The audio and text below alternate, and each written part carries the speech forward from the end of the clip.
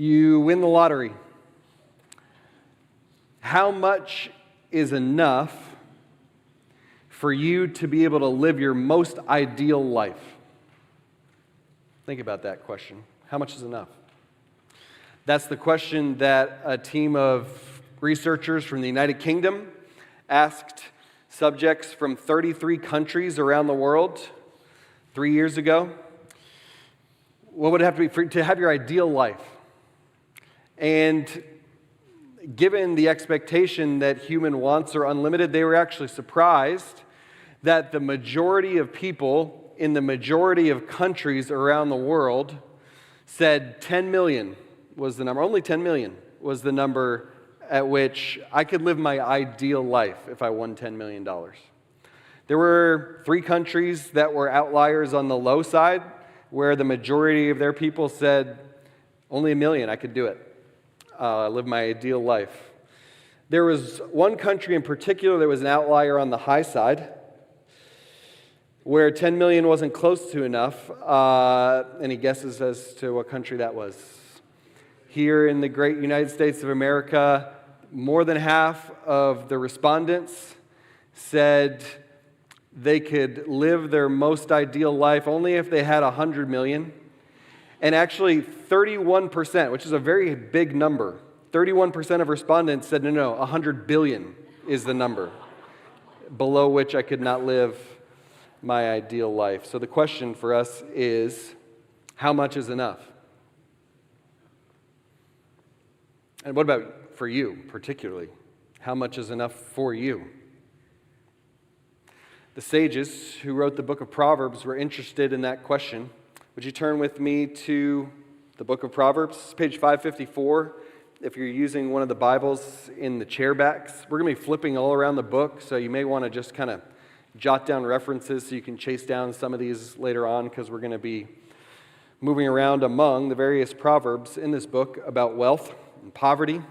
We are in the book of Proverbs this summer, a few more weeks left of it. This book is intended to make us wise people who live with the grain of how God designed His world to work. What we're meant to do with the proverb is to take it in our hands and turn it around and look at it from a number of different angles, because this is a small-scale model of reality. And so then, as we've come to understand what God has for us here, we can form our lives to line up with reality as He designed it. So that's what we've been after week after week. This week, we do that with the great number of proverbs in this book that deal with wealth and poverty.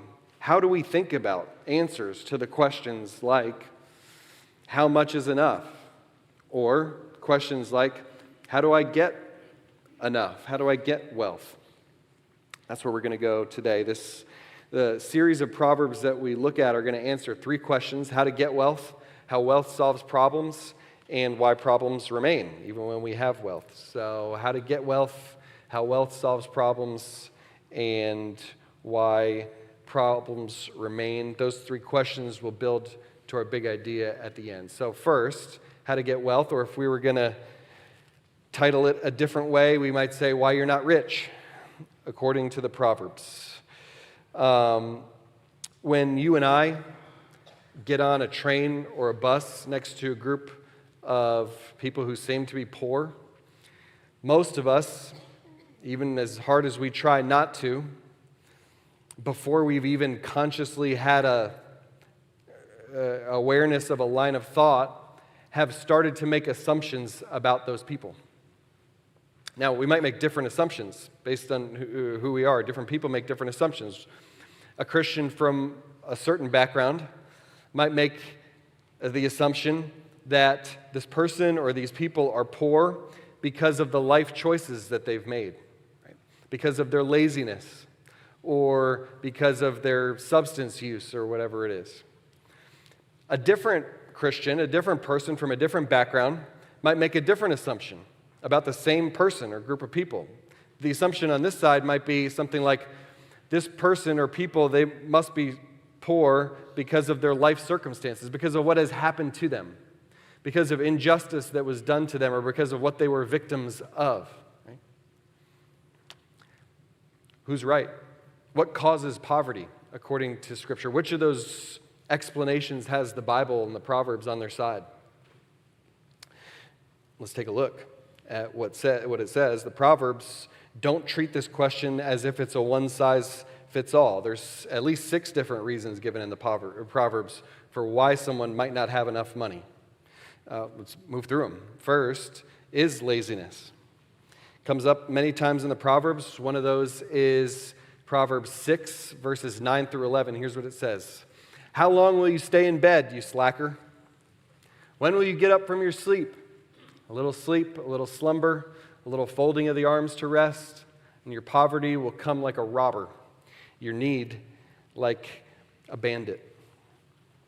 This was in light of the fact that we're starting off with this proverb this week. This was not the ideal week for me to get caught nodding off at my desk by a North Sub staff member on Wednesday afternoon.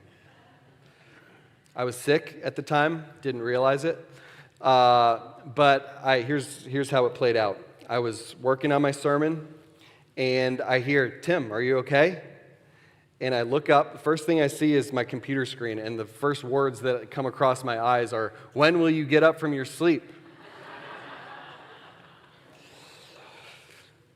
But what this proverb is saying is that one possible reason why some people don't have enough is because during times when they should have been working, they were sleeping. They failed to exercise the diligence and hard work that is right and fitting in terms of how God created this world. A second reason the Proverbs give for why someone might be poor, why someone might not have what they need, is indulgence. Indulgence. This is chapter 21, verse 17. The one who loves pleasure will become poor. Whoever loves wine and oil, those are luxuries, will not get rich. I had a teammate in college who was a very good college football player, expected to get drafted very high in the NFL draft, and so in the month leading up to the draft, because of all the projections, he bought 7 Hummers in 7 different colors. I guess it was a match your outfit type of thing. The problem was that he actually ended up falling in the draft and getting drafted in the 7th round, which means no guaranteed money and you're making the league minimum, and he had to give all his Hummers back. So a second reason the Proverbs give for why someone might not have enough is because they had money, but they spent it on frivolous things that they didn't need. Reason number 3 that the Proverbs give is chasing get-rich-quick schemes. That's a way to get poor, according to the Proverbs. Here's Proverbs 28:20. A faithful person will have many blessings. In context, that's material blessings. But one in a hurry to get rich will not go unpunished. In other words, if someone doesn't have the patience to build wealth slowly over time as a gift from God, instead they go chasing after a get-rich scheme and get burned by it, that's a way that some people end up impoverished. Number 4. A fourth reason why some people end up poor, according to the Proverbs, is because they fail to be generous. Here's Proverbs 28:27 as just one of many examples of the Proverbs talking about this cause of poverty. The one who gives to the poor will not be in need, but one who turns his eyes away will receive many curses. This is the opposite of how I tend to think it should work, right? What I think of it as is if I want to build my wealth, if I want to have more money, then I need to hold on to it. I need to gather it all up, and I need to make sure none of it flies away, right? But the way the Bible consistently talks about our resources, our wealth, is actually using agricultural metaphors, or specifically like it's seed. Think about it with seed. So if I take a handful of seed and I say, no, I can't part with any of my seed. I won't have anything if I give away my seed. Am I going to have a harvest? No. But if I spread that seed everywhere all the good soil I can spread it on, I don't have anything left.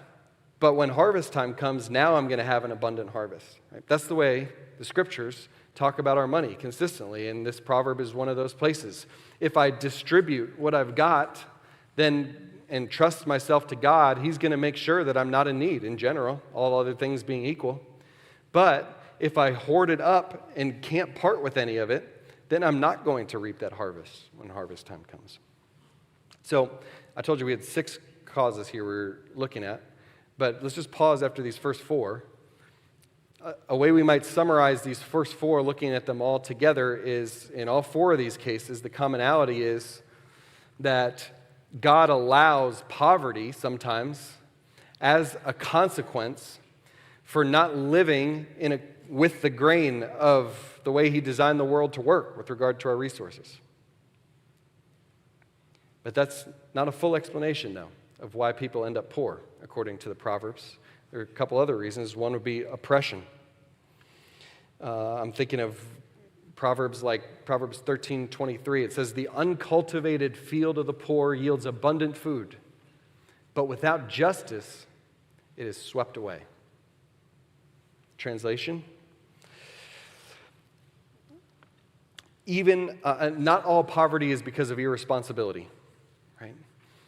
There are people who work every bit as hard as the average corporate executive and who are every bit as responsible as the average law firm partner, but yet, despite all of that, end up impoverished because of injustice.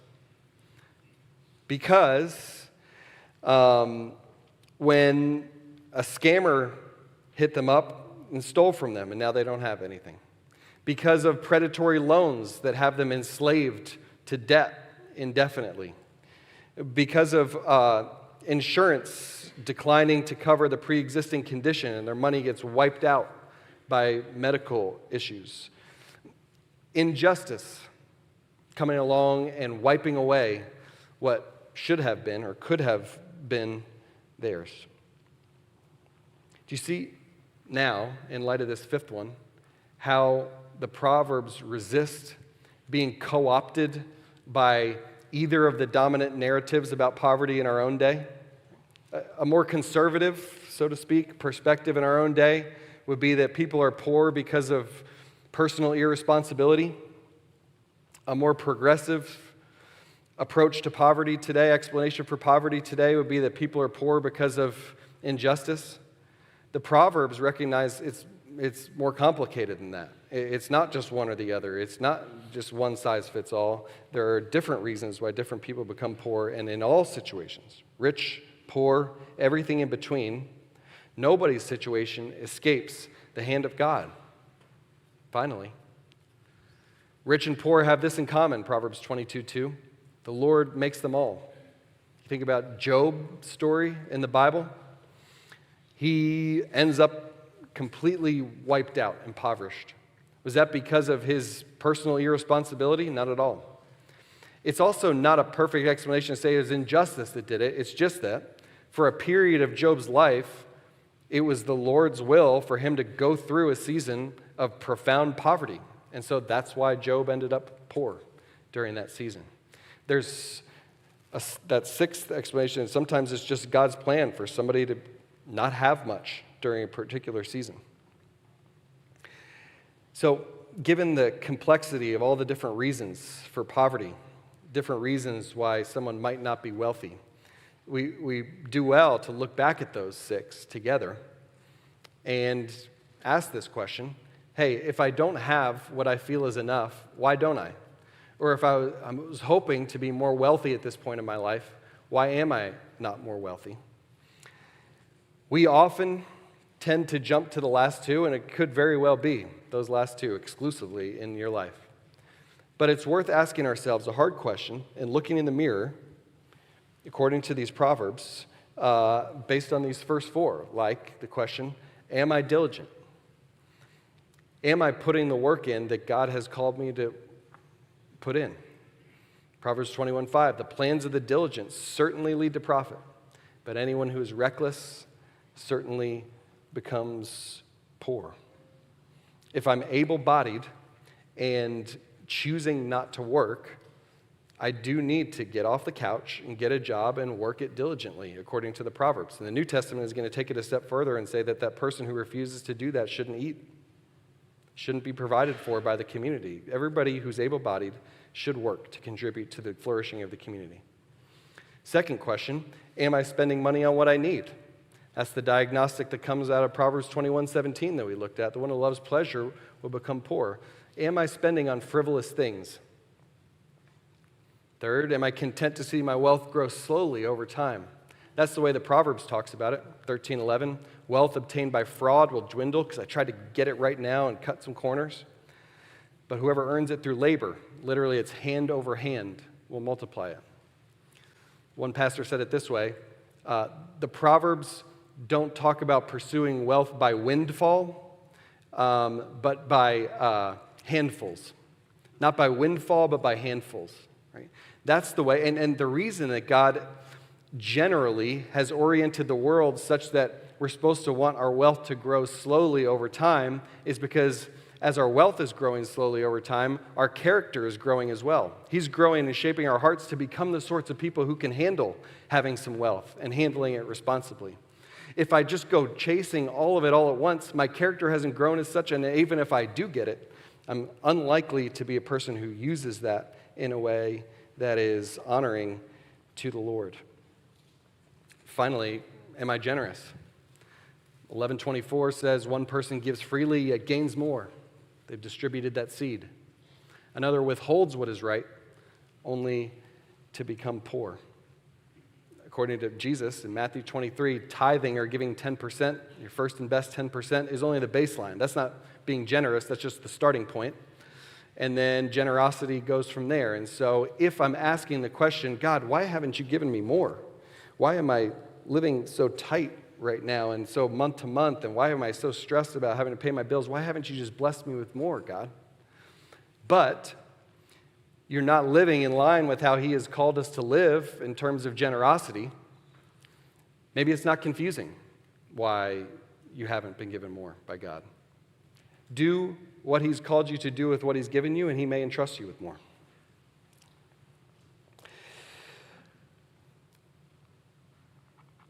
I wonder which of these four, or which of these six altogether, but specifically the four that are kind of within our parameters of what we can have exercise some control over. Which of these do you need to spend more time thinking and talking about this week? With your spouse, with close friends that you might let in on your life and your situation and bounce some thoughts and ideas off of to get their input and perspective on your spending and your habits? Which of these is the Lord wanting to work on you in?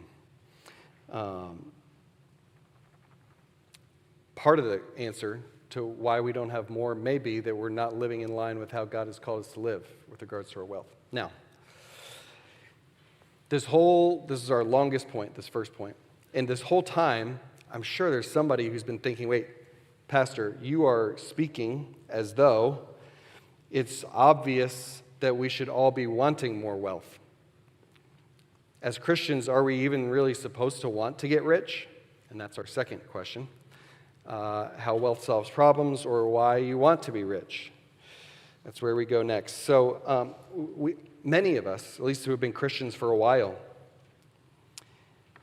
think or suppose that we are supposed to talk like this around other Christians, like this. Well, wealth doesn't buy happiness. I don't need more money. Can't take it with you when you go anyway. So very few of us probably would be eager to go to our small group during prayer request time and say, I would just like the rest of you to pray with me that God would 10x my wealth over the next decade. It doesn't feel like a spiritual request to pray. Yet, if you just read through the Proverbs, start to finish, there are a lot of Proverbs that end up popping up that sound like they fit in the Wall Street Journal every bit as much as they fit on a Sunday morning in a worship service. Take a look at some of the problems that the sages say are solved by wealth. First, wealth protects from dangers, according to several Proverbs, including Proverbs 10:15, where it says, the wealth of the rich is his fortified city. The poverty of the poor is their destruction. When Sarah and I were dating, I had a car. It was given to me by my grandfather. If you can picture it, the rear window wouldn't stay up, so it was just down. It just would slowly throughout the night. And so, in the mornings, my back seat was always wet. It's embarrassing. I didn't have money at the time to be able to fix this. The last straw in that, I think, was when I picked Sarah up for a date one day, and she looked back and screamed because there was a stray cat that had taken up residence in my back seat. We can say all we want to each other. It doesn't matter you have money or don't have money. I am telling you, it is better to have enough money to fix your broken car window than to have a convention of stray cats living in your back seat. It just is. When your AC goes out, it is just better to be able to call the HVAC repair team to come fix your air conditioner at your house than to have to drive your kids to the public library for a few hours so that they're not too hot, right? And that's the way the Proverbs talk. There just are problems that are solved by having money. We don't do each other favors when we pretend it's all the same, money, no money. There are dangers in this world that are helped, and we are protected from by having money. Also, money can make us friends. Proverbs 14:20, a poor person is hated even by his neighbor, but there are many who love the rich. We've all seen this play out in our lives. Didn't Jesus himself even say, make friends for yourselves by means of worldly wealth? This is just a reality that when we have to go to people constantly asking them for help, it wears on us, it wears on them. Whereas if we're put in a position by God's blessing that we can be the ones helping others and giving to others, it feels good for us and it feels good for the people around us. They want to spend time with us because we're those kinds of people. So that's another way in which it's better to have than not to have.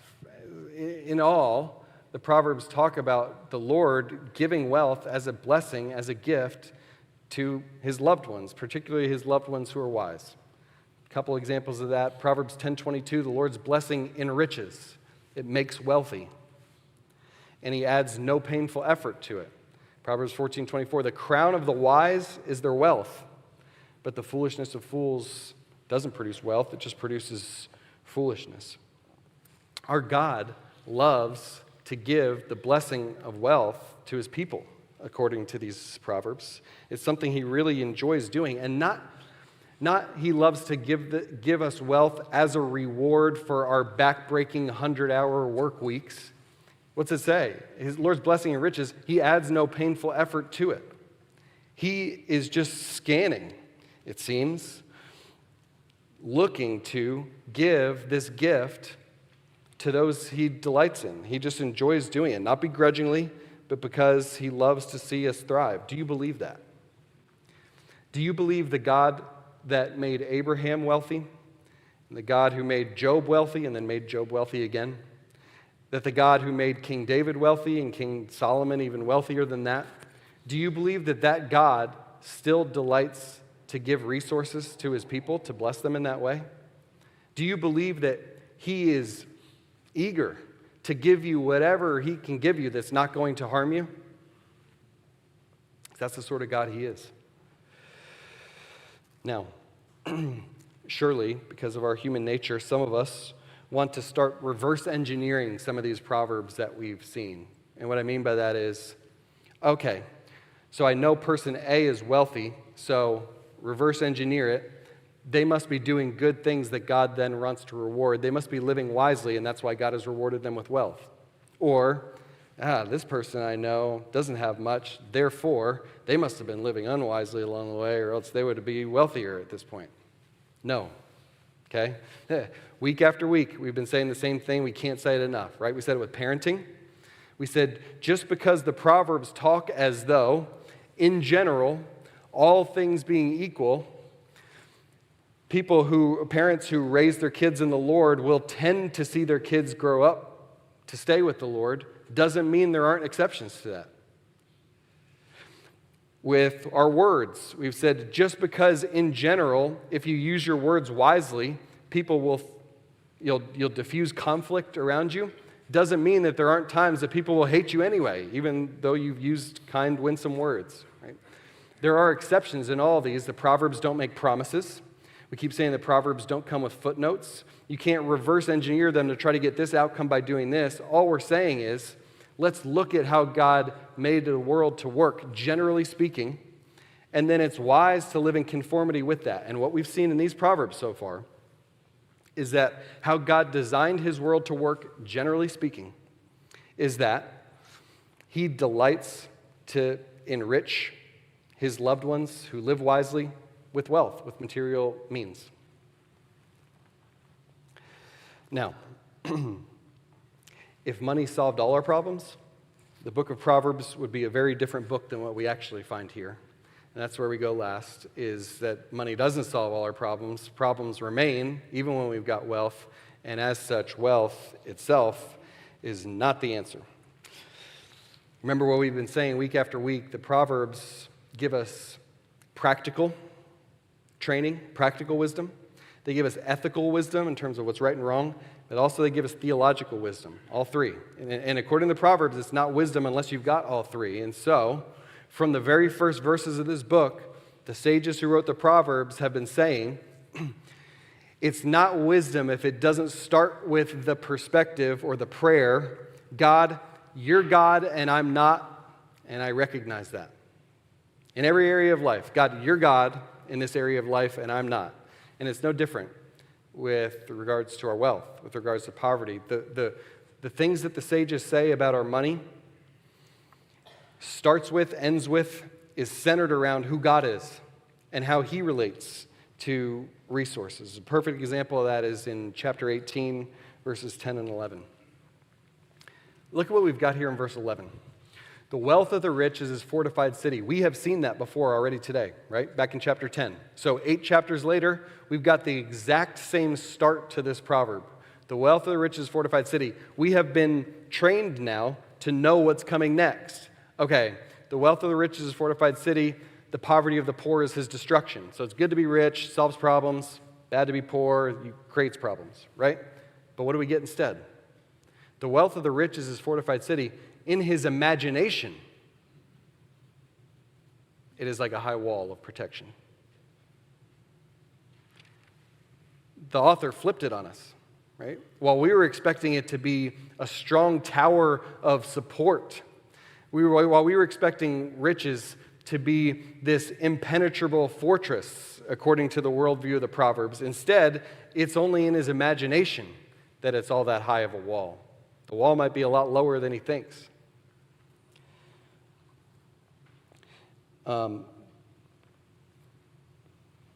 We may have experienced that. You may have experienced that, right? You have enough, maybe, to deal with your leaky roof and re-roof your house. But do you have enough saved up to send your kids to college when that bill comes due? You have enough to send your kids to college, but do you have enough to deal with a late career, unexpected job loss, and you can't get something else during the years when you were expecting to be earning a lot before retirement? Or maybe you have enough to deal with that, but did you have enough to deal with the lawsuit from the neighbor kids coming and jumping on your trampoline and getting hurt, like the things that you don't expect?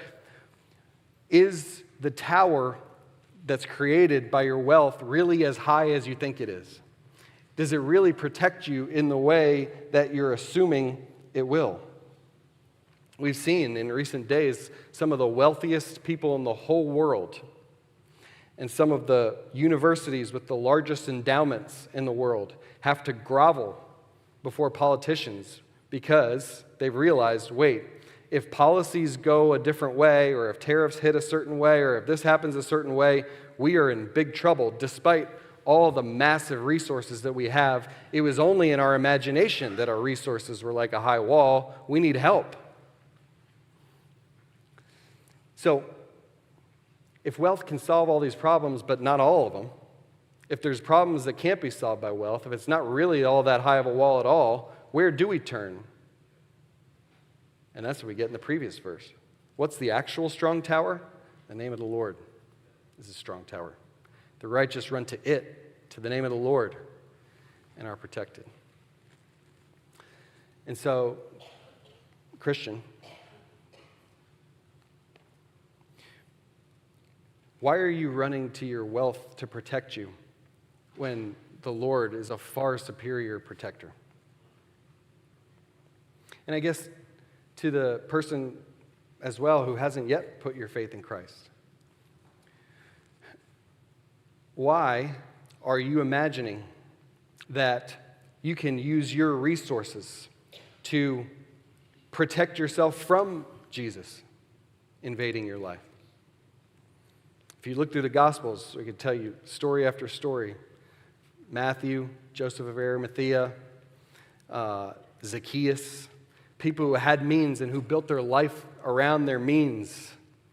And they were using that as a wall. They didn't know they were doing it, but they were using it as a wall to keep Jesus out. I don't need him. But when Jesus came with his pursuing love to chase them down, that wall couldn't hold. And I just wonder if even this morning might be that morning for somebody here who has built up enough of a barrier of resources that you feel kind of safe inside it. But maybe even today is the day that the Lord breaks that down and shows you a love that you could never have ever dreamed of, and shows you a protection and a security that you never thought was possible.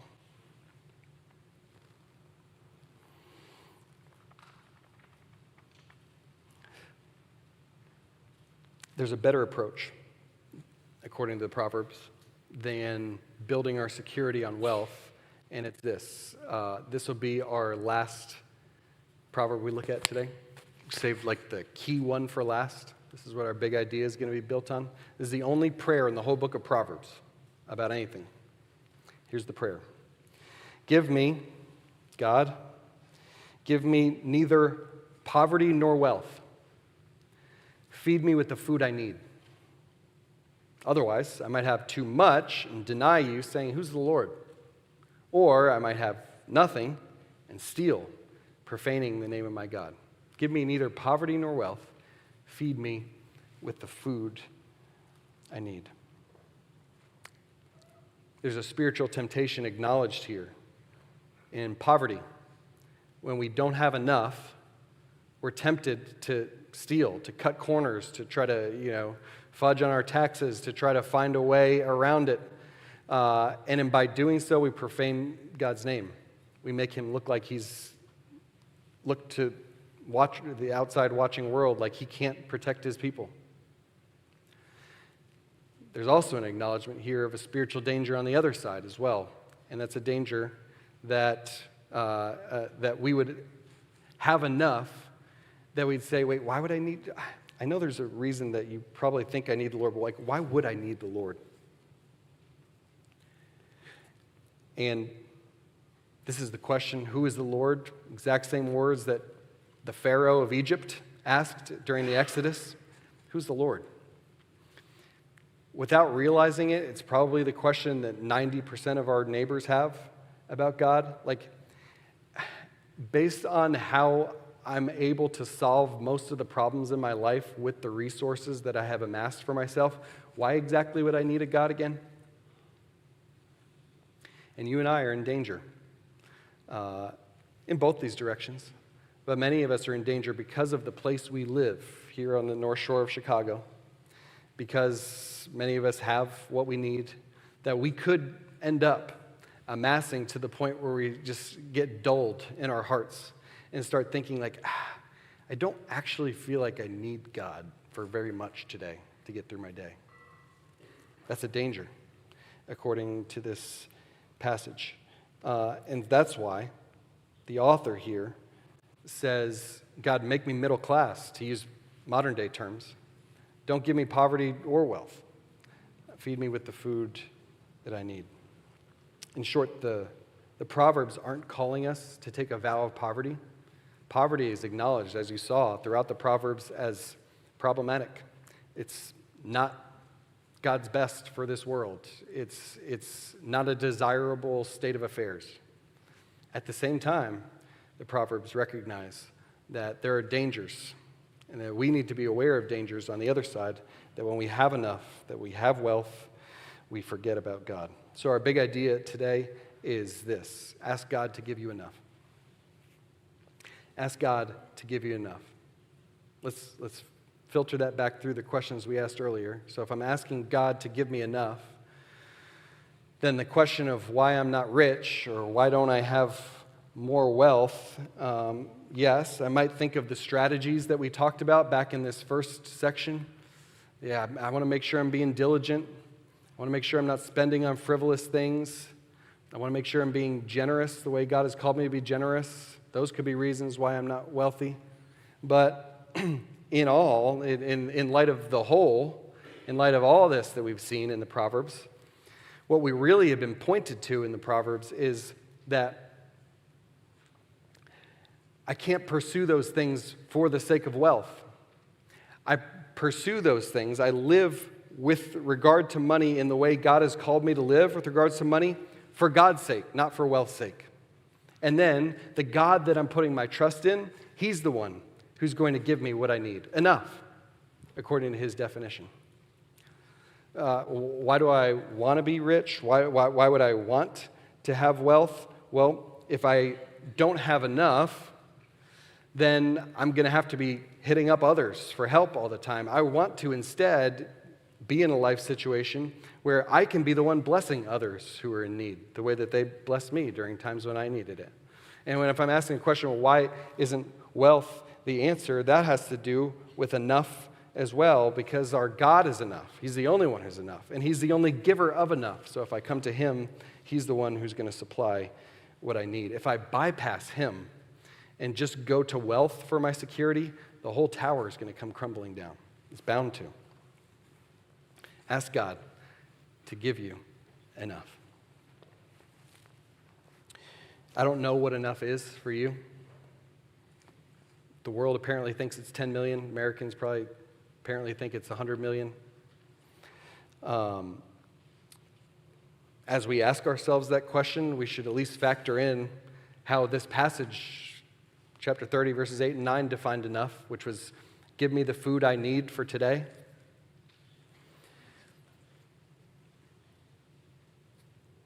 But the good news is we don't have to decide a number for ourselves about what is enough. We can pray that prayer, God, give me enough.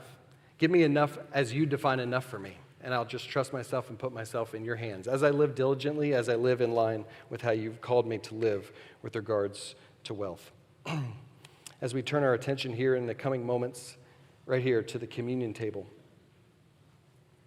we're reminded, in light of these Proverbs that we looked at, that all of this about wealth and poverty points us ultimately to the person of Jesus Christ, and specifically one feature of what He did, which is recorded in 2 Corinthians chapter 8, where it says this, "For you know the grace of our Lord Jesus Christ. Though He was rich, for your sake He became poor, so that by His poverty you might become rich." Let me read that again. "Though He was rich, for your sake He became poor, so that by His poverty you might become rich." That's the good news of what Jesus